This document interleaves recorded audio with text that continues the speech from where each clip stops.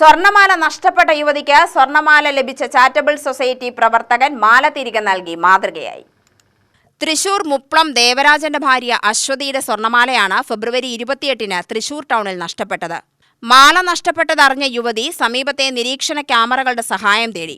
നിരീക്ഷണ ക്യാമറയിൽ നിന്നും നഷ്ടപ്പെട്ട മാല ഒരാൾ എടുക്കുന്നത് മനസ്സിലാക്കി മാല ലഭിച്ചയാളുടെ തിരിച്ചറിയൽ ടാഗിൽ നിന്നും അയാൾ ആലത്തൂർ കേന്ദ്രമായി പ്രവർത്തിക്കുന്ന മദർ ചാരിറ്റബിൾ ട്രസ്റ്റിലെ പ്രവർത്തകനാണെന്ന് തിരിച്ചറിഞ്ഞു. പുതുക്കാട് പോലീസ് ആലത്തൂർ പോലീസുമായി ബന്ധപ്പെട്ടു. Alathur police Mother Charitable Trust ഭാരവാഹികളുമായി ബന്ധപ്പെട്ടു.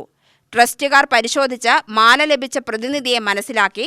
മാല ലഭിച്ച മദർ ചാരിറ്റബിൾ ട്രസ്റ്റിന്റെ പ്രതിനിധി തനിക്ക് ലഭിച്ച മാല ഉടൻ പോലീസിനെ ഏൽപ്പിക്കാനുള്ള ശ്രമത്തിലായിരുന്നു. ബുധനാഴ്ച ആലത്തൂരിലെത്തിയ അശ്വതിയും കുടുംബാംഗങ്ങളും മാല തിരികെ കൈപ്പറ്റി.